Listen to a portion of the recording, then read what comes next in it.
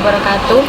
Alhamdulillahirobbilalamin wabillahi nasta'in wassalatu wassalamu ala asyrofil anbiya'i wal mursalin wa ala alihi washabihi. Yang terhormat Mangku Pondok Pesantren Nazatul Tulab, Nyai Haji Nurjan Syakir dan Kiai Haji Muhammad bin Muafi beserta keluarga besarnya alladzi sami'na wa ata'na. Pertama-tama marilah kita panjatkan puja dan puji tasyakur kita kepada Ilahi Rabbi yang mana telah mengangkis kita dari alam jahiliyah menuju alam ilmiah, yakni adanya Islam itu. Kedua kalinya salawat dan salam berangkaikan salam semoga tetap tercurah kepada junjungan Nabi Akbar kita, Nabi Muhammad SAW, yang mana telah mengangkis kita dari alam jahiliyah menuju alam ilmiah, yakni adanya Islam itu. Jadi berdirinya saya di sini akan akan berpidato sedikit tentang perbaikan kualitas pendidikan. Perbaikan kualitas bangsa harus ditempuh dan terutama melalui pendidikan. Pendidikan itu proses yang panjang, yang tak terhentikan untuk mencapai satu tujuan, dan terbuka untuk mencapai satu tujuan, untuk terbuka untuk menerima ide-ide dan konsep-konsep baru. Itu makna pendidikan, sehingga suatu saat hasil dari pendidikan itulah yang akan menumbuhkan budaya baru dengan manusia yang cerdas.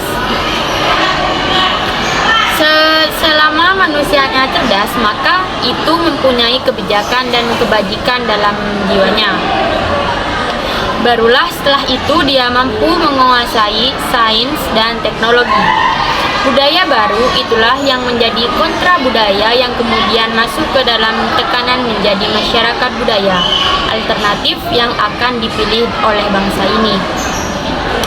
Semuanya melalui pendidikan yang tertata rapi, pendidikan yang mampu mencerdaskan, mampu menumbuhkan jiwa yang bijak dan baik, dan menguasai sains dan teknologi itulah nanti yang akan mengubah hal baru. Hal ini tampaknya akan menjadi momok bagi pendidikan di Indonesia. Belum lagi persoalan kekurangan tenaga pendidikan, masalah sarana pendidikan yang tidak memadai muncul dan menyusul persoalan mahalnya biaya pendidikan.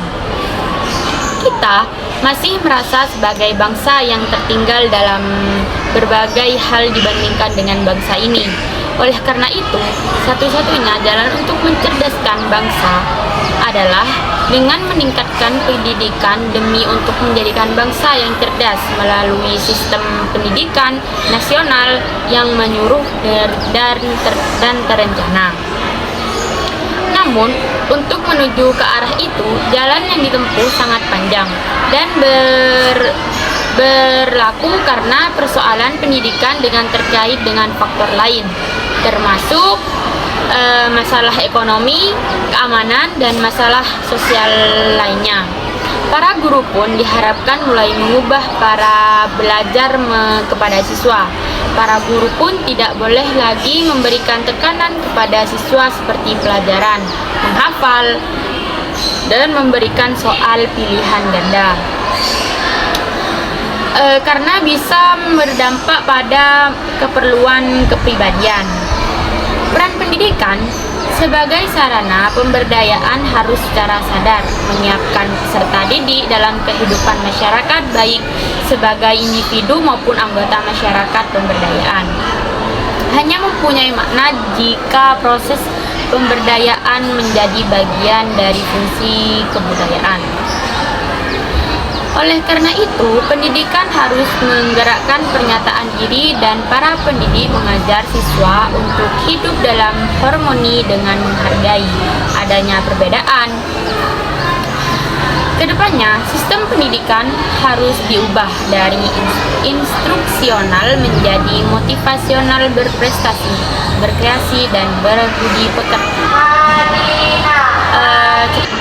Dalam hal ini mencari ilmu, Allah Subhanahu wa Ta'ala pernah menguji para malaikatnya bahwa ternyata tidak ada seorang pun di dunia ini memiliki ilmu pengetahuan kecuali hanya Allah.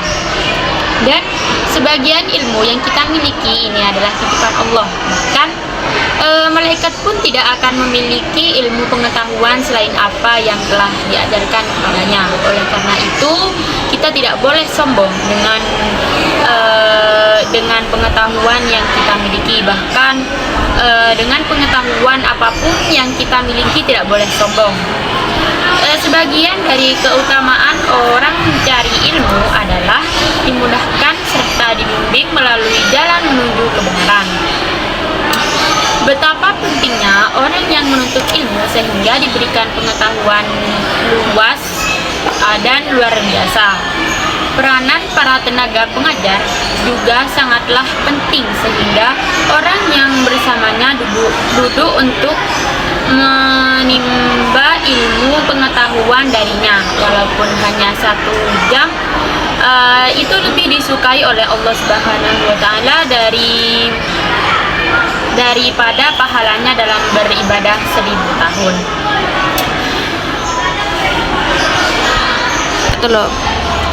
Pada zaman ini, kita sudah memasuki zaman krisis karakter khususnya di kalangan remaja yang sudah mulai meninggalkan nilai-nilai luhur yang menjadi identitas bangsa kita sejak dahulu. Hal ini tidak bisa diganggu remeh, tetapi perlu ditangani dengan secara serius serta mendapatkan perhatian yang lebih, terutama bagi orang-orang yang memiliki tanggung jawab di bidang pendidikan.